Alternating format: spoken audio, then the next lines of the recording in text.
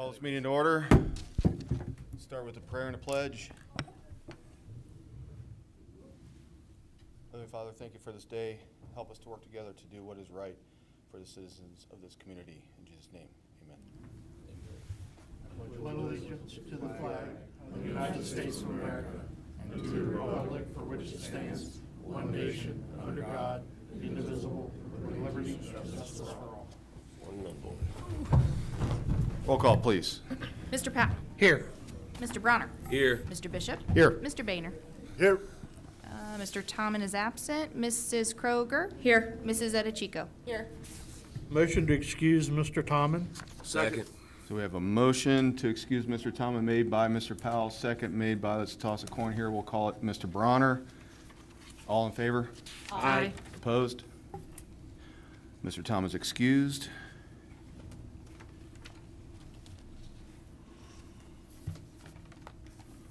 Sorry for the delay, taking notes.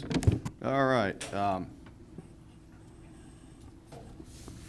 Approval of minutes. Does everybody have a copy of the May 17th minutes? They were emailed. They're on my email, yes. Has everybody had a chance to read them? Yes. Yes. Okay. So seeking a motion to approve. Motion to adopt the minutes. Second. So I have a motion to adopt the meeting minutes from May 17th from Mr. Boehner. And Give it to second Mark. second from Mr. Bishop. Books.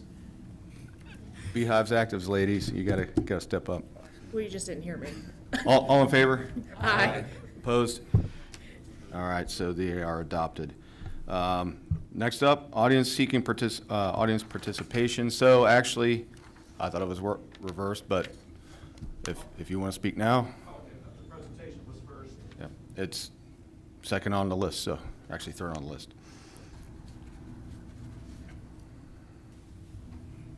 And bring in our props.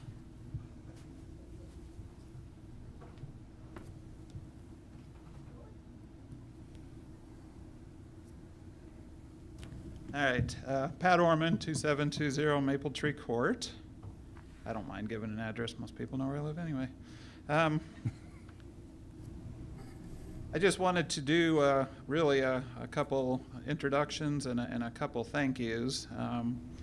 First of all, my wife and I spent the weekend, long weekend, at the VYO Festival, and it has been a really long time, honestly, since we've been there when our kids were of that age, and now we get to take grandkids to that festival, and I just have to say what a well-run festival that was. Compliments to Bonnie Rack and all the volunteers who worked there. It was a very, very nicely done festival. A couple from Michigan actually approached me as we were picking up some litter and said just what a very nicely run festival this was. So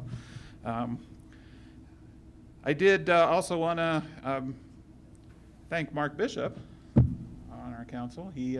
He helped us with our recycling project down there, and that's part of what I want to talk about. We hauled out about 35, 40 bags of cans and bottles and various sundry cardboards. More than that, we filled the 2 recycling dumpsters and about a fourth of the cardboard dumpster. Yeah, so a lot of material that did not end up in our Colerain Township landfill. So I know we're very, very proud of that, and that's what I wanted to introduce our little prop here. This was officially our first purchase with the money from Hamilton County. These are what they call portable recycling frames, and they can pretty much go anywhere. We used them for the first time at the Taste of Reading Festival last year, and then they will again be used at our July 4th Legion Festival, Taste of Reading this year, but they're also available to any church, organization, business, anybody in Reading that wants to recycle. I'm kind of operating them out of my garage right now just because that's where they are, and I keep them clean and maintained and supply the plastic bags that go with them. But really, they just fold up. They come with the signs, pre-printed. You put a plastic bag in them.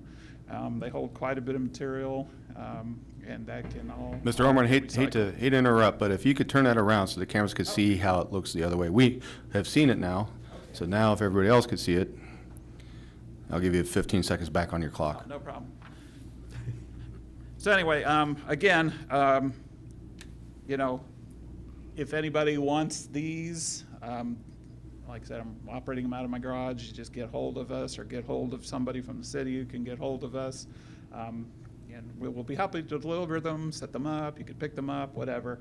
Great for our city recycling efforts, and you will definitely see them at future festivals here in Reading, and on we're going to start setting them up on Friday night footballs down at the stadium also.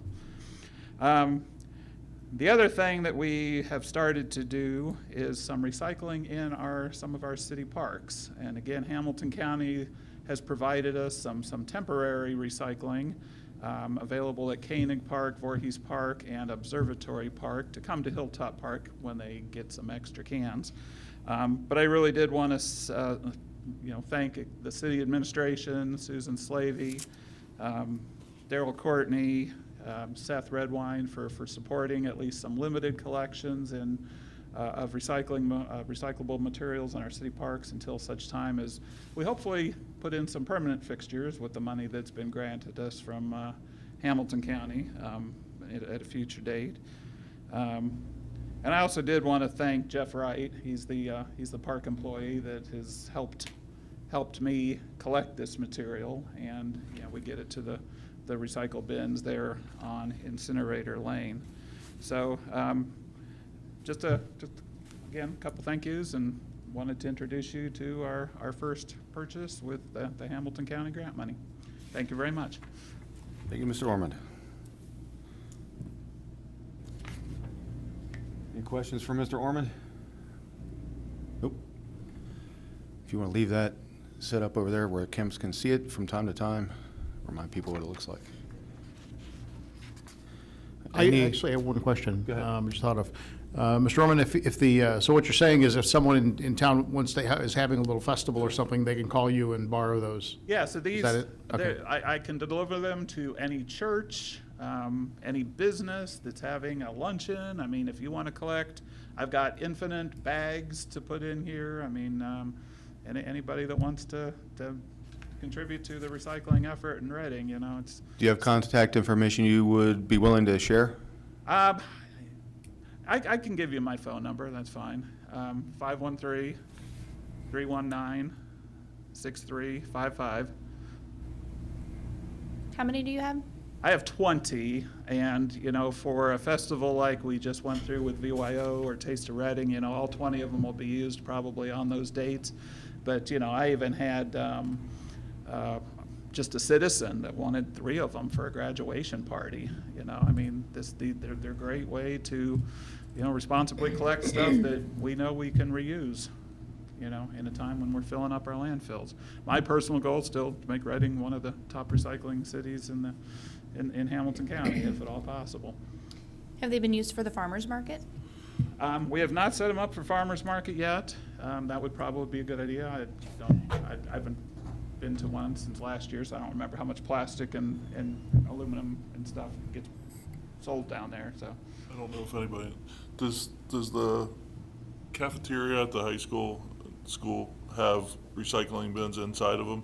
Because Brenda brought up that there's the free summer lunch all summer long up there. Oh yes. It's in the cafeteria, 11:30 to 1. So I thought that they might have them, but Yeah, from my experience, there are recycling in there. Now, how much they actually get used and placed, the best way to place recycling is to always have a recycling can right next to a garbage can. And actually, I'll be taking my grandkids up there for some of those free lunches, so I may. I know some places have like I a may food set 'em waste, trash waste, and They- probably did Deer Park. Deer Park had a beautiful table, which we are actually, Deer Park is got 2 tables now, and they're going to be donating one to actually our next presentation here. So yes, I mean there's all kinds of great ways to sort that stuff, and I'm going to check out the Reading cafeteria system for the summer.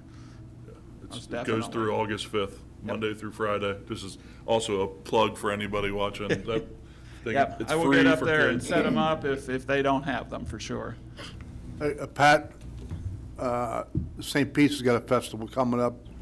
I think it's the third weekend in September. I'll find out what they need and I'll get back to you. Okay.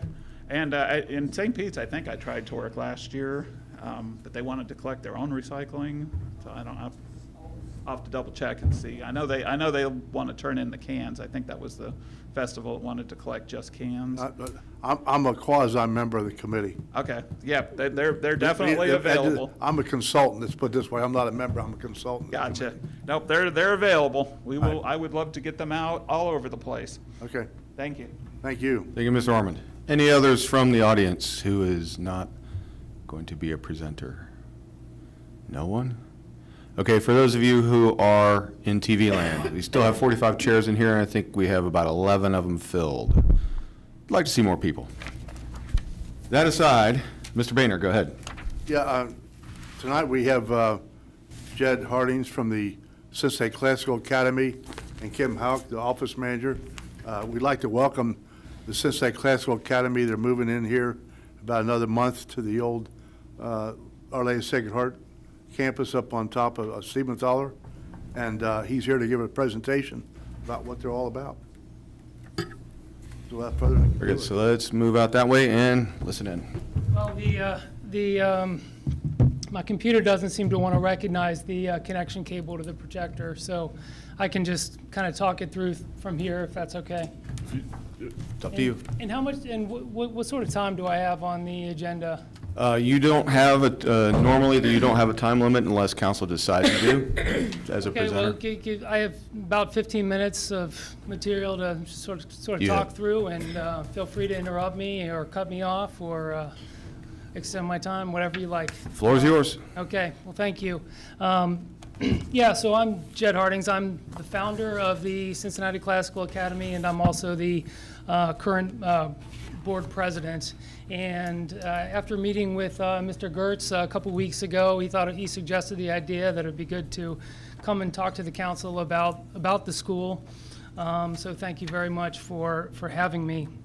My intention here is just to provide a sort of a brief overview of what the school's all about, what are charter schools, some of the key details of our affiliations and our leadership, and have a little bit of a glimpse into the future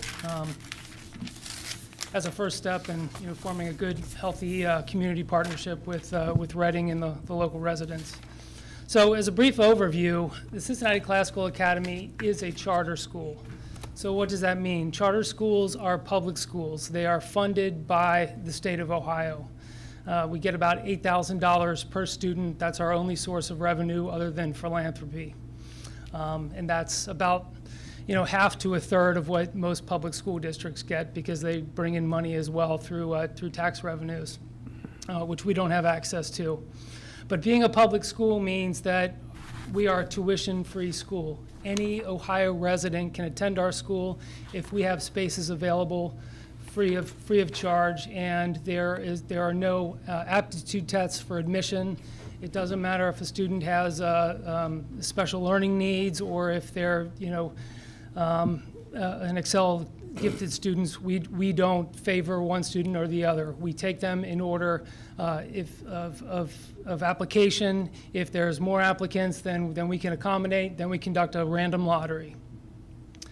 So another aspect of the charter schools is that they're operated independently of the local school district. So we wouldn't follow what Reading School District or Princeton or anyone else, what their policies are. Charter schools under Ohio law are allowed to be run independently by a board of directors, and they're free to articulate their own mission and curriculum and set their own curriculum and vision. And then they're governed by that board of directors. So another key aspect of our school, and I'll tell you about our board of directors, but none of us have a strong background in how do you start a charter school. So we partner in the school governance or guidance with Hillsdale College. Many of you have heard of Hillsdale College. Many of you might not have heard that they have a K through 12 department there that was established in 2010 to facilitate the opening of classical charter schools throughout the country. And I'll tell you a little bit more about that. But we are an official Hillsdale College K-12 member school. And we're opening, of course, this fall, just in 2 months, with grades kindergarten through 6th grade. And then we're going to be adding a grade each year in subsequent years until eventually in 2028, we're a full K-12 school. So that's a broad overview. So as far as the board of directors, of course, I'm the president, and then we have 5 other members on the board that all come from very diverse backgrounds. One is an MBA fiscal officer. We have one recovering lawyer who's now a stay-at-home father. We have a practicing lawyer who works for the Federal Department of Education. We have a retired physician who's now an inventor and an entrepreneur. We have a stay-at-home mother who used to be a preschool teacher, and myself, I'm a research professor in the Department of Neurosurgery at University of Cincinnati. So that's our leadership, and one important thing that a lot of people don't understand about the Board of Directors for public schools or for charter schools is we are uncompensated. We don't get paid. No one makes any money off the success of this school. And in fact, all of the board of directors has given healthy amounts to fund the startup effort. So that's a common misconception that I get about charter schools. And we've been working about 3 years. So the founding effort started in about 2019. The 6 of us have kind of been working in the shadows and in living rooms and out of cardboard boxes to get this thing off the ground. And our headmaster is a gentleman named Michael Rose, who you can find a lot of information about him and all the rest of the school on our website at cincyclassical.org. But Mr. Rose has excellent credentials. He has an architecture degree from UC's DAP program. He has a master's of fine arts and literature from Brown University, so Ivy League, master's of education from Xavier University, certificate in school management and leadership from Harvard Business School, and he has 14 years of teaching experience here locally at grade schools, as well as more recently at Moeller High School and Summit Country Day.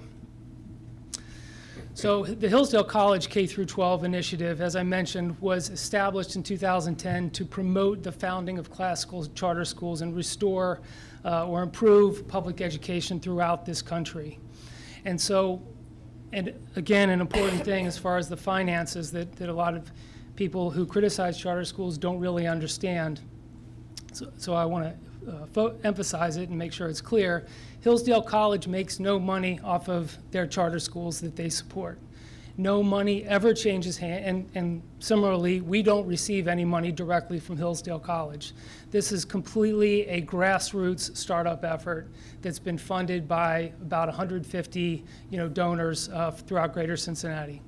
So no money ever changes hands. So what does Hillsdale College do for us then? What they do is they provide us with the curriculum. Their K-12 American classical curriculum was developed by Hillsdale College professors and has been in use at dozens of charter schools throughout the country. They also assist with hiring of faculty and provide a pipeline of teachers who are, sometimes they're graduates, sometimes not, but they facilitate hiring the faculty and headmaster, as well as providing training for the board members, excellence in school governance. They provide professional development for teachers, how to teach in a classical manner. And they provide general oversight and assistance in school operations. They've come down to visit us several times already, and they'll continue to do that as the years advance. And and the network of current Hillsdale schools throughout the country is pretty big. There's more than 25 schools from all the way out in Oregon, all the way down to Florida, throughout the Midwest, Southwest, Texas, Oklahoma. We would be the first, well, not the first, but the only charter Hillsdale school in the state of Ohio. And currently, there are more than 14,000 students at these schools throughout the country. But what's more impressive is the number of students on the wait list to get into these schools, which is about 8,000 students. So they seem to be very successful everywhere they're established. So let me talk for just a few minutes about What is a classical education or a classical school? What does that mean? Well, you can think of it very simply as a traditional school. And traditional refers to the purpose of the school, which means the purpose is not just to get into college or to get a good job or provide technical training, but it's to prepare students to live a meaningful life, to teach children to desire the right things, to teach them to recognize through objective standards what is good and true and beautiful about the world we live in and our country in particular. So it's meant to cultivate responsible citizenship and strong moral character. Secondly, it's traditional in the sense of the methods that we use to teach our students. We're not a one-to-one school in the modern sense that every student has a laptop. We're low tech. We will not be using laptops to teach students. We don't even allow electronic devices in the school except the computer lab. So we use teachers to teach, not computers. We use books and pencils. We take notes in the margin. We focus on memorization and recitation. We use a content-rich curriculum, which means that we expect students to learn facts because it's hard to think well with an empty head. We want them to learn dates, states and capitals, names of people. They're gonna memorize the Gettysburg Address, the preamble to the Constitution, those sorts of things. And thirdly, it's traditional in the sense of the subject matters that we teach. There's a very strong core curriculum. As I mentioned, it's content-rich as well. And so to get into the curriculum a little bit and what differentiates the school from modern trends in education, we teach explicit phonics. We teach explicit grammar. We diagram sentences. By the time they get to the 6th grade, they start Latin classes, which they take for 4 years through the 9th grade. We teach history and geography and not social studies. We teach classic literature, the great books, To Kill a Mockingbird, Mark Twain. We teach science, and we also teach the music and visual arts, not as sort of an extra that you attend once a week, but classes that you attend every day, either music or visual arts class.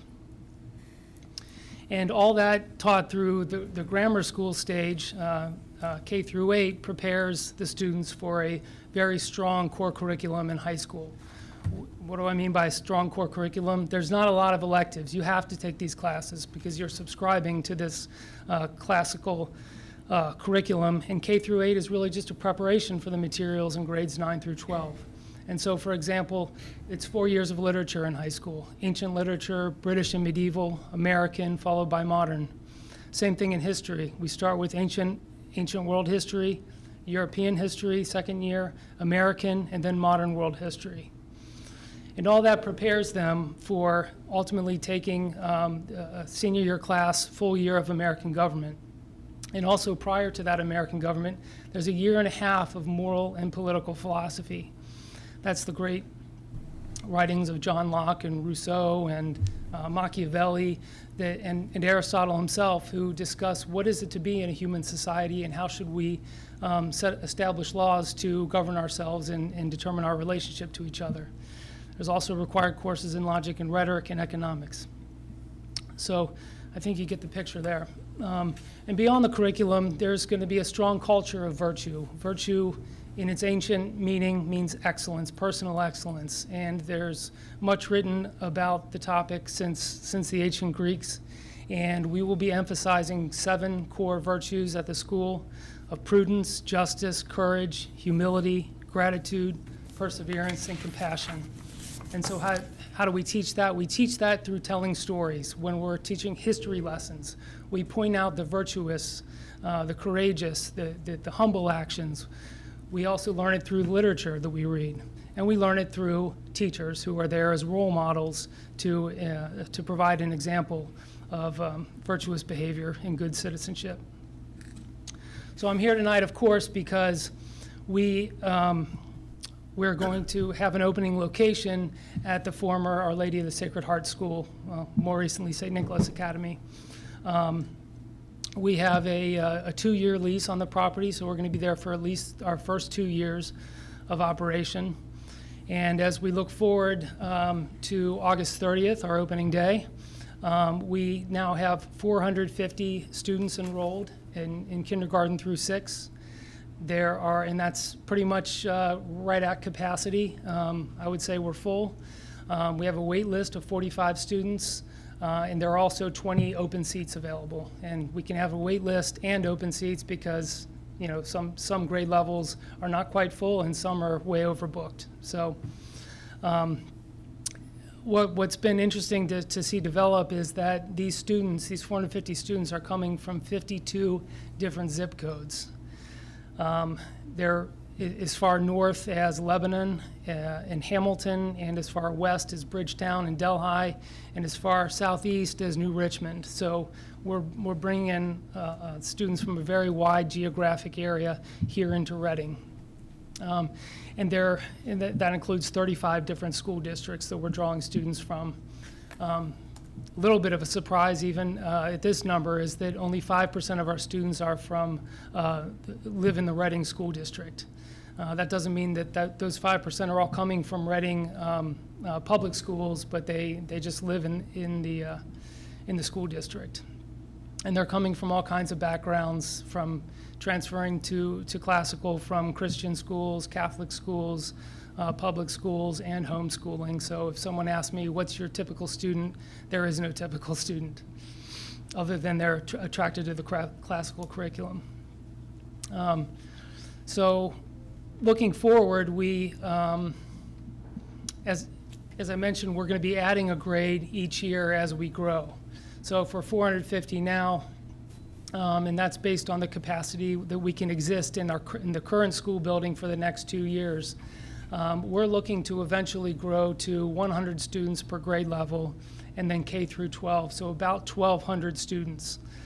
So this is quite a bit larger than the existing school building at Olsh, which again will outgrow in just a couple years. So we're looking to the future for a facility and property that will accommodate that growth. There are several good options on the table. One of them would be to stay at the current location at Sacred Heart. We love the interactions we've had with the Reading community. We feel very supported, especially by Our Lady of the Valley, and our dealings with the parish have been wonderful.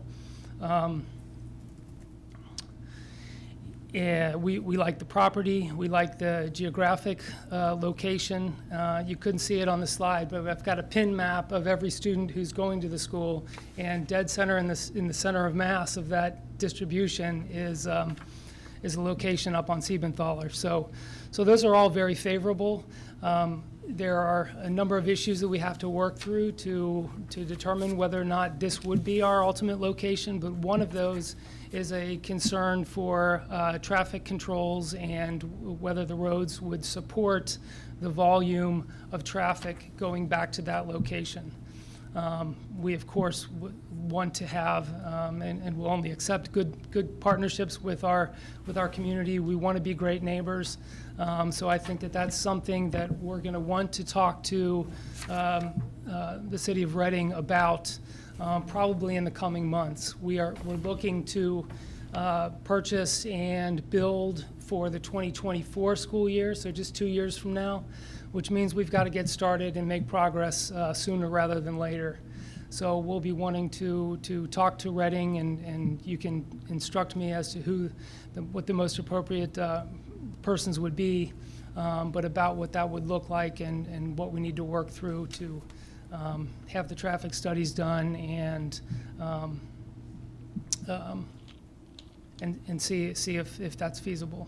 So that's all I have to say, and I thank you very much. Any questions from? Jed, Mr. Ross right there would be the contact person. And Pat, I would think we need to put the signs up, no parking on the west side of Siebenthaler. They've all been taken down since the school moved out. But I live up there. Traffic is not bad as long as people only park on the west side. Okay. They're doing a lot of work up at Hunt Road on a roundabout that should work, hopefully, and smooth traffic out going east to get on Cross County to 71, 75. Yep. But we're really happy that you're here. We worked real hard to keep our school operating for a long time. And as I told many people that as we were closing the doors, that the success of your school, it'll be our legacy. That something good has come out of this. All right, thank you for saying so. I'd like to enroll myself. Sounds like fun. That's really why I founded it, just so I can learn. Going back to kindergarten? Yep. Anything else? Just give me, Okay, I also emailed Michael. okay, that's good. I'd like to throw one bug in your ear if you don't mind. Sure. Mr. Hardings. When you get to having your high school, even the junior high actually, you might want to look at the CCP program to see how that will interleave with your system. Because I think some of those students would benefit greatly. Okay, great. I'll have to learn what that is, and, So ODE has a whole thing on it. okay, Yep. Just look on their website. super, thank you. But if you want more information, if you stick around after, I can talk about it. Do you have a card or anything I might be able to reach out to you with? Sure. Okay, I'd love to think- grab that from you. Did I hear somebody ask about how many employees there were? Yeah, we have 41. 41. That's about 29 teachers and, yeah, 12 staff and administrators, and they're all hired now. So, including, I think, a former teacher who was at Olsh previously. She knows where all the catacombs are. She knows where the bodies are buried. So, is it open house like right now? I'm looking at the map here, it says open, or was that for a specific open house? Yeah, that was for February 27th. Oh, okay. Yeah, we had an I wasn't open sure house. if it was like open for people to still go look. Although, let me mention, we are going to have a grand opening celebration on the 27th of August, this Saturday, 6:30 p.m.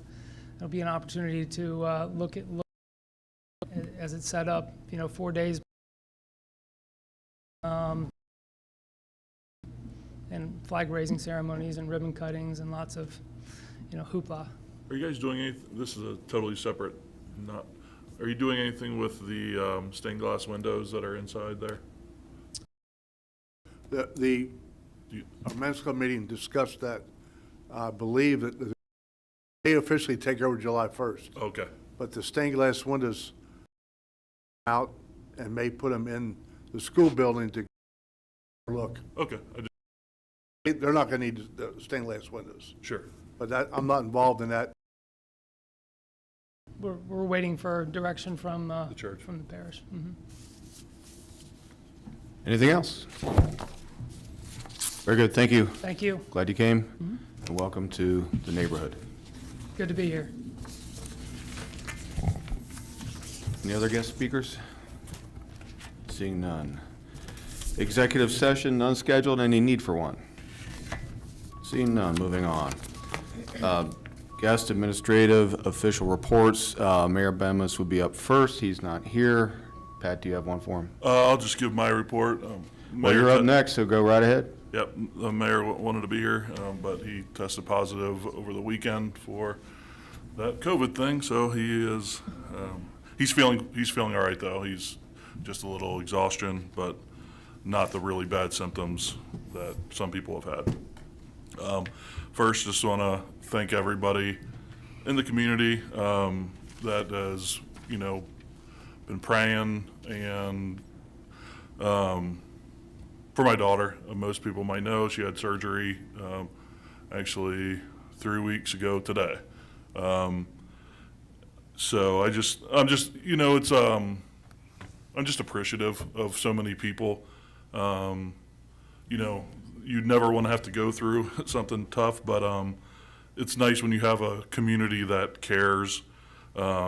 Just prayers are the only thing I ask for, but I've had so many people, reach out privately, sent her stuffed animals, candy, gift cards, just all the ladies in the office, including Sabrina, when we came home from the hospital, put a big welcome home sign in the yard. It's just, you're grateful for living in a community like Reading, especially when you don't want to go through bad stuff, but people always have your back when you do. So she's doing well. Had a update last week. Her surgeon and cardiologist are all very happy with how this surgery turned out. They hope it fixed it so she won't have to get any more surgeries again. And I'm grateful for that. And I'm glad it's in the rearview mirror. She has another couple weeks of restriction, and after my report, I'm going to go back home. And she's mostly fine. She just struggles to get up from when she's laying flat or recline. She's got to get her strength back, but she's doing excellent. So I appreciate everybody's prayers and reaching out. Just a few things. The pool is now open. It opened this past Saturday. The hours for the pool are Monday through Friday, 12 to 8, Saturday, Sunday, 12 to 6. Their phone number is 769-5085. So if you have any questions regarding the pool during those hours, you can give them a call. But we are now open. I wanted to give a Thornridge. We are very, very close on Thornridge Drive. Some of the rain over this week or yesterday and then the last week cut back on some of the work they plan to do, but they should have all the restoration of putting all the topsoil and seeding in by the end of this week. Later this week, they will have a crew out that's going to be doing all of the manhole lids and cover adjustments. So they will do that next. And then that'll take about a week. So then following that, the final layer of blacktop will be poured. Once that is poured, then they will put markings in there for the speed humps that are going to be installed in there. There's 5 of those, if you recall. So those will be done after the main course is finished, and then striping. So another about 2, probably 3 weeks more, and should be completed. There's obviously a checklist at the end that they will have to go through, but they made, appreciate again, every time I talk about this, I appreciate the residents' patience. It was a major project, major inconvenience for all of them, but you can start to see, the finished product, how nice it's going to look. So thankfully, Alita does a great job, and thank them for doing a good job. 3rd Street, so if you recall, 3rd Street was part of Duke's project. Duke gave us about $461,000 for their portion of the repaving of the road. And we decided to do it this way because there was a 3-inch water main that wanted to be replaced. We wanted to do the curbs. But for our half of the project, we actually, through Skip, we applied, we didn't give it any number. It was probably number 5 or 6. But we applied strictly for 0% loan for our portion of it. And I think it was the last couple weeks kind of all goes together. But long story short, we were awarded a 100% loan. So for the entire cost of the project, 30-year interest-free for that. So that includes engineering. Obviously, we'll see what the end-up price is, but we're allowed to go for bid for that starting July 1st. So that's, a big thing, for that. But with that, there's a chance we're getting the quantities together, but we will probably look to order the pipe for the water main before we award the project. It'll be stripped out of the bid. The reason being is pipe is backed up big time on ordering pipe, and it's just everybody is just supplies, and it's frustrating. I mean, it's all across the economy right now, so it's one of those. Everybody knows what it is, but to help expedite it a little bit, we'll probably look to purchase the pipe portion of the project for 3rd Street, and it would just be the mains. I mean, the smaller parts are fine, but we'd want to get the whole 8-inch main purchased ahead of time, and then that won't be in the bid, so the contractor will know, like, the city will provide the water main for this. One other project is MSD. They had to rebid the project because it came in well over what the county had approved for the project. So that rebidding for the stormwater project will be open June 22nd, and probably not awarded for about 2 months. He said it just takes them longer to do things. So about August, there'll be a pre-construction meeting, and then likely to start sometime in mid-September, which will end up probably working out better schedule-wise, having it start later fall than right in the middle of the summer. So that is upcoming, but that's, that project still hasn't been fully bid out. Want to just finish with a few things. One, the 4th of July Festival presented by the American Legion will be July 2nd and 3rd with fireworks on the 3rd at 10 p.m. And that'll be at Koenig Park. And then I last want to just congratulate the Reading baseball team. They finished the season sectional champs. I think that's top 16 teams in the state, which is quite a feat. So congratulations to all the players and coaches. And then finally, congratulations to all the graduates from all of our schools. I initially was just going to mention the high schools, but then I didn't want a kindergarten parent getting mad at me for not congratulating their 6-year-old.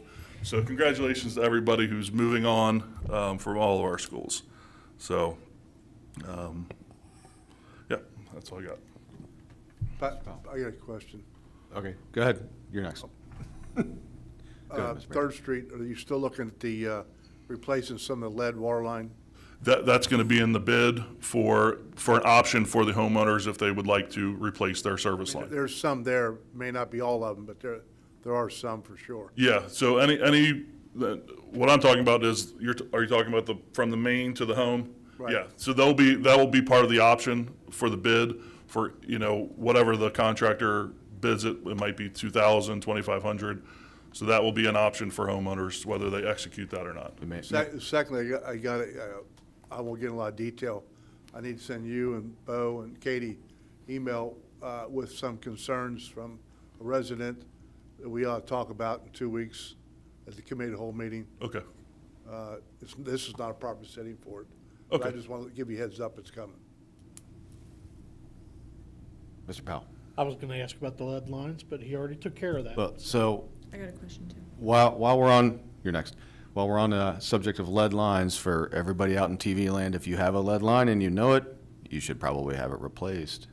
The word plumbing comes from the Latin word plomo, which means lead. I get a thumbs up there, see? Okay. Mrs. Kroger. My question is, Patrick, when do you anticipate 3rd Street being started? I can't give an estimate. I don't want to say a date right now, just with schedules and timing of, because the first thing that has to be done with that project is the water main, and JMA, our engineer, has talked to several other contractors doing similar projects, and there's months and months. That's why once we get the full quantity, I want to order it. That way we can at least have that part, so. Okay, living in that area, Oh, yeah. I've had lots of questions as to when it's gonna start. Yeah, so once we get more of the pipe ordered, that'll, when that pipe comes in, because unless things speed up, it could be into next year before we're actually able to start because the pipe won't be in. So once I know the pipe delivery, that'll give us a better, we still have to go to bid for the whole project, but the pipe is going to take longer than that, so. Right. Any other questions for Mr. Ross? See none. Moving on, Law Director's report. He is not here. No report. Moving on, Treasurer, Mrs. Owens. Thank you. I do have information for the month of May. The total collected was $680,137. That is made up of payroll withholding was $534,911.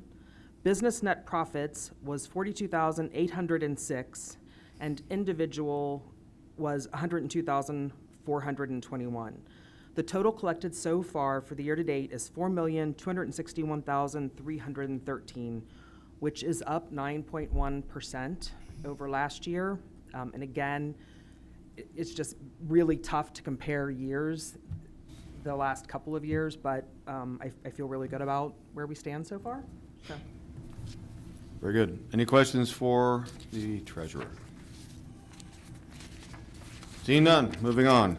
Auditor's report, Mrs. Smith.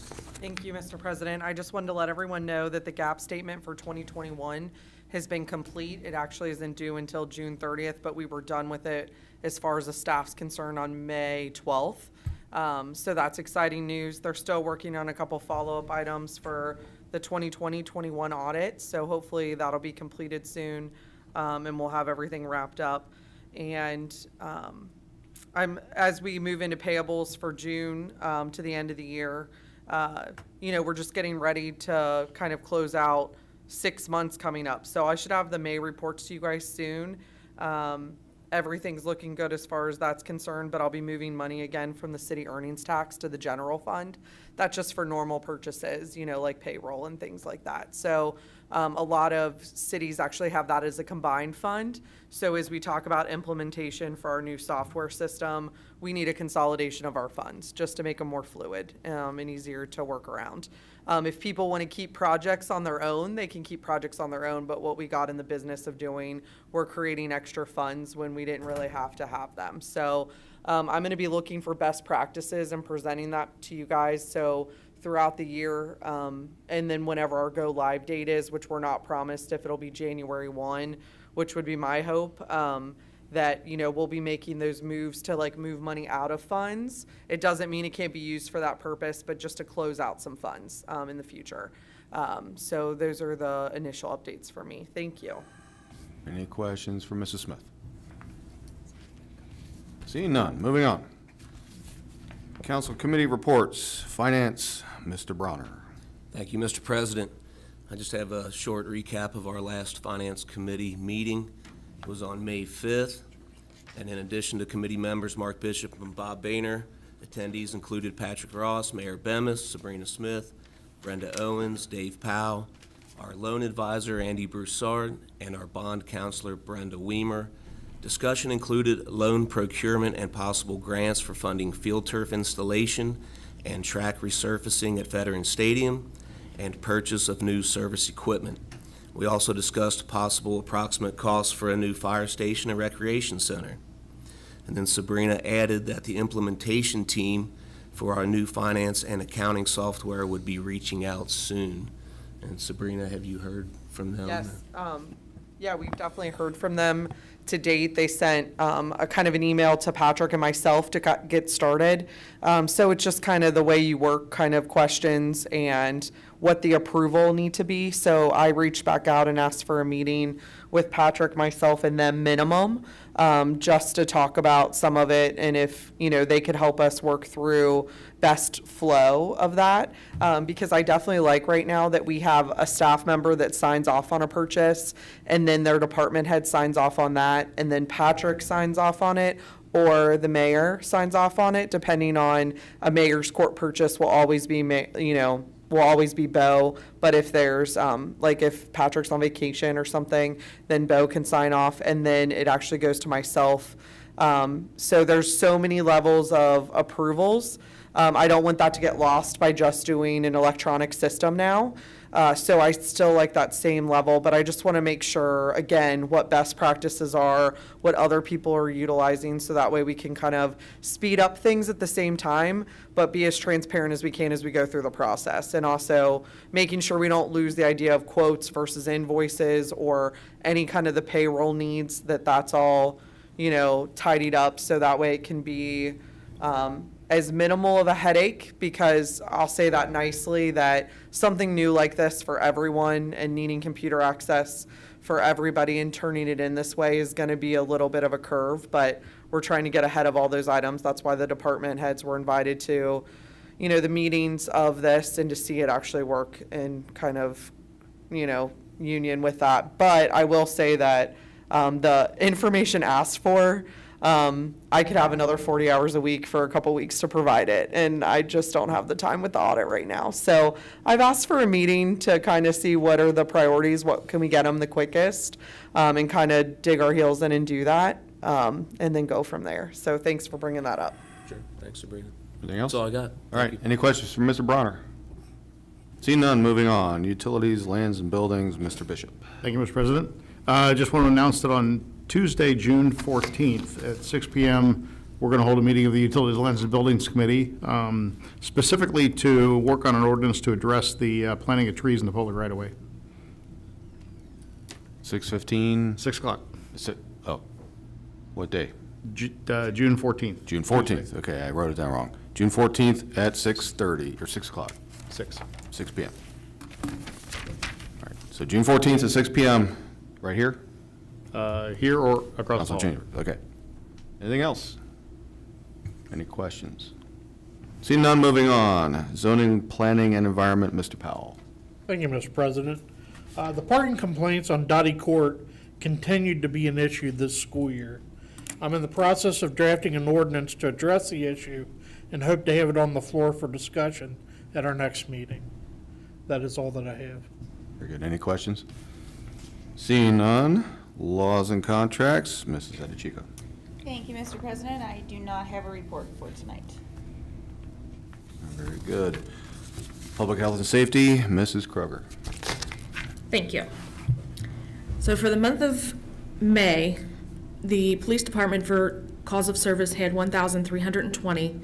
We had 26 auto accidents, 164 booking of original charges, and then total criminal charges were 227. Our total citations issued were 227. And for the month of May, there were arrests for domestic violence, OVI, assault, child endangering, and theft. A big problem lately has been theft of catalytic converters. Please be vigilant, and if you see something, say something. Remember, you need to call 911 as we only have a dispatcher during certain hours. For the fire department, their run count for May, total EMS responses was 160, and fire responses were 47. 13 of those were an all-call, making the total responses 207. Also, the fire department in the month of May conducted a fire safety program at Serendipity Preschool, a station tour to Reading third grade students, CPR and AED training to Reading preschool teachers and coaches, and some of the members of the fire department participated in the Memorial Day Parade. That's all. Very good. Anything further? Any questions for Mrs. Kroger? None. Seeing none, moving on. Service department, or not service department, service committee. Mr. Thank you, Bain. Mr. President. Reading Public Works, city crew has been out patching potholes in the streets. The mulcher's been out collecting branches. The new salt bin is up, is holding approximately 800 tons of salt. City crews were out cleaning and preparing the parade route for the Memorial Day activities, as well as hanging flags, mulching, painting the roadway, and repairing Caney Park for all the great events at the park. Service Department is very happy with council. They did purchase both their trucks, the 2022 GM Sierra 3500 dump truck, along with a 2022 Sierra pickup truck that was sorely needed. City crews came in early for painted traffic lines and crosswalks. City crews are repairing several catch basins throughout the city, Market and Pleasant, and Galt Terrace and Gorman Lane. City crews repaired a water leak in Petworth Court. City crew completed all renovation at Kenny Park and replaced the toilet at Hilltop Park. And as Patrick had mentioned, the Thunder Ridge project is almost finished with a few minor adjustments and a final finished coat of asphalt being put down and the speed bumps to slow traffic down. The city's backhaul has been out sweeping streets throughout the city. If you haven't had a chance to go up and see the new salt bin, it's pretty impressive. They got the material and they built the salt bin themselves. And the reason it's so important now to have another salt bin is because they can actually hold all the salt they need for a busy winter. They get it all at one time and not be wary of waiting on the delivery of salt or waiting for the salt to come down in price is important. I got some other information that came in today from a resident. Muller baseball team was in the regional finals, Division I, and the volleyball team won the state championship in the finals last week. That's all I have at this point, Mr. President. Very good. Any questions for Mr. Boehner? I have one. Yep. Mr. Ross said speed hump, you said speed bump. There's a difference. Which is it? I believe it's a speed bump. Hump. Hump. They're humps. Is there a hump? Okay. So, I was told speed bumps. okay. We need to make sure that everybody knows which one it is, because speed bumps, we're talking Thornridge, right? Right. Yeah, these are humps. These are humps, okay. Very good. So does everybody know the difference between the two? Okay. Moving on, Recreation, Mr. Tomlin is absent. Does anyone have a report for Mr. Tomlin? Very good. Other business. We have here a list for the capital improvement projects.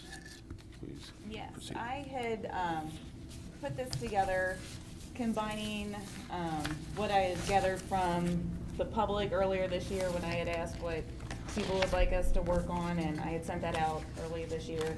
It was a general list. I put it in the order of number of times something was mentioned. And then I kind of went through my notes from our Council of the Whole meeting and combined the two together with some ideas, listing different projects that we had talked about, what needs to be done, the benefits of doing it, and cost and possible funding ideas. This is just a general list, nothing set in stone. I just wanted to get this out. As I said, you can add to it, make changes, whatever, add your ideas.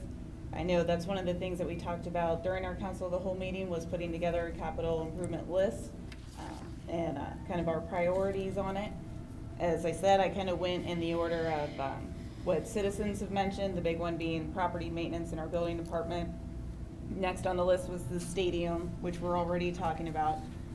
New city hall, fire station, reducing the semi-truck traffic on the residential streets, the lead pipe removal, again, something we've already talked about tonight, and building a community/rec center and upkeep of our parks.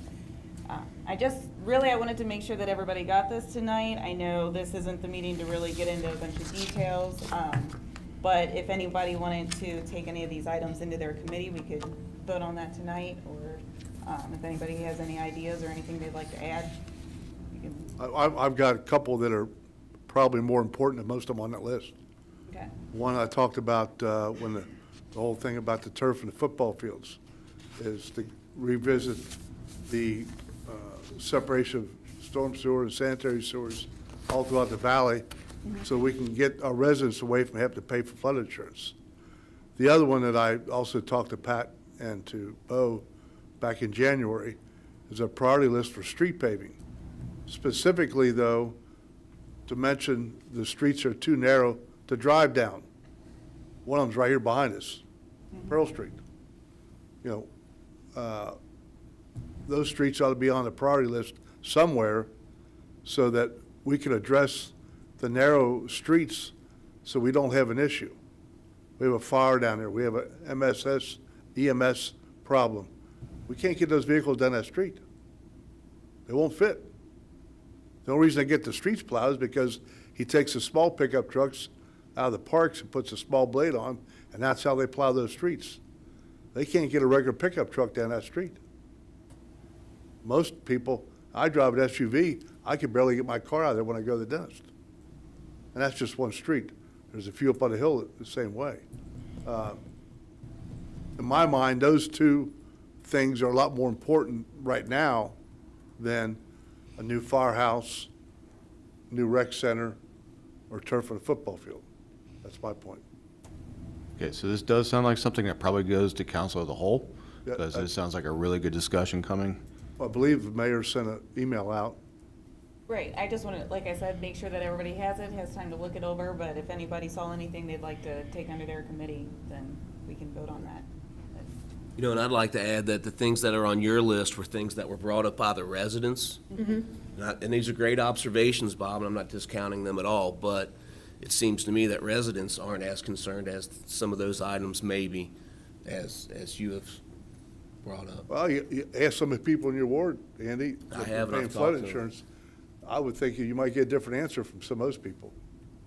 I've talked to several of them. I'll get down and talk to some of them myself that are not happy that they're paying flood insurance. I mean, in this day and age, my position is the people in your ward shouldn't have to pay for flood insurance. We need to fix those problems. We've had those projects lined up for many years now. We can't fix all of them one time, but we can do, I think there's 3 projects that have to be done. They're done by Truman Young. And we can do one at a time. It may take us 5 to 10 years. But if you don't start somewhere, you're never going to get it done. And that may never eliminate flood insurance. That has something to do with the banks also. When you go to get that loan, when they see your proximity to the Mill Creek, they're going to Well, demand. it's a federal flood insurance. So we don't have a lot of say there, but I think the least we can do is start the process for the people in this ward so they don't have to pay the flood insurance. You know, and another thing I might add to that too is I can almost guarantee you that no flood insurance policy has ever paid a dime to a citizen in Reading. Oh, I know. It's terrible insurance. I mean, it's terrible. I'm well aware of that. Okay, so gentlemen, it's starting to devolve into committee of the whole, which we're not in, so You're right. let's kick that out to the next meeting and have that very robust discussion. So people in TV land, please show up for this. It should be very interesting. 2 weeks. Okay, any other business? Nope, okay, moving on. Legislative session, we have reading of resolutions. I don't see any on the agenda. Are there any that have come forth? No. Nope, okay. Reading of ordinances. So we have one. An ordinance authorizing the auditor to pay the amount of $84,202.53 from the Streets and Curbs Fund for payment with respect to various improvement loans and declaring an emergency. Before we have a motion to adopt, Want to have a question? yes, you're looking for discussion, right? No, well, I just want to know what the project this went for. That's a great one. I think Sabrina had her hand up. Oh, okay. So in the ordinance, it reads all the places that it goes for. So the newest one added was the Hunt Road box culvert, which is towards the end of the ordinance, but there's, 13 projects that are located in that ordinance with the different prices that we're paying. So traditionally, over the past several years, we were in the $70,000 payments, but now this has jumped us into the $80,000. And then once Thorn Ridge is completed, that will add to it as well. So these, again, are zero interest loans. So a great way to take advantage of this. Our Streets and Curbs Fund is healthier. So it's at, $1.3 million. This is an $85,000 payment. And I think I put in there that it's over $3 million worth of projects of the principal balances that we have left. That's, left for this project. So, and then I'll be moving money into the Streets and Curbs because there's a percentage of the city earnings tax fund every year from the collection on the treasurer's side every month. The movement of money, and that happens, I do it like every 6 months or so and move all that money. So April, of course, is the largest, and that is anywhere in the ballpark from $28,000 to $40,000 per month that gets put into this fund that we're paying out for the Streets and Curbs Fund. Anybody have any other questions on that at all? And the reason for declaring an emergency is because the payment's due July 1st. Yeah, so they send it out a little later than I'd like, so that's why I got it to you as soon as I can. So once again, when you see something from me and it's declaring an emergency, it's not on purpose. Believe me, I'd like to, have it, but until I actually have the bill in hand with actual date on it, I don't think it would be good business for me just to write one and try to think about it. I'd rather have a concrete answer for you. So is there any harm for this being a first reading and then maybe skip the second and third readings next meeting? Yeah, so there is a little bit of a harm because next week I'm in Sandusky for the State of Ohio training, and then the week of the 20th through the 24th I'm in Michigan for vacation. So that's my harm to it. If that won't even be cut till the 27th, and I just want to make sure it gets to where it's going on time. Okay. So a little bit of narration for those who are in TV land. I hate skipping second and third readings.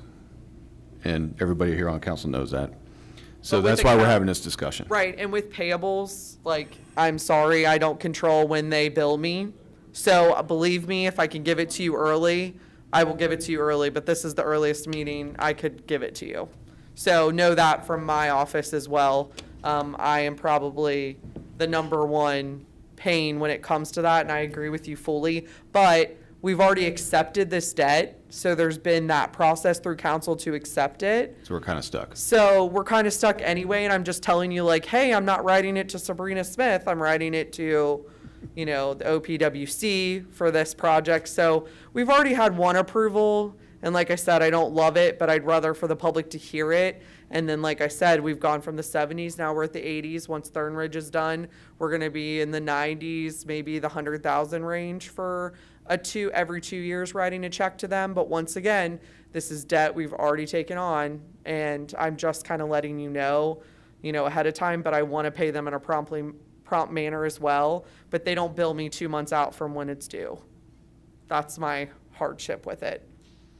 So Maybe I we get what can- you mean. Maybe So- we can work upstream on that. Okay. Yeah. I think discussion's complete, right? I don't see a problem with it, Dwight. I mean, I'll make a motion.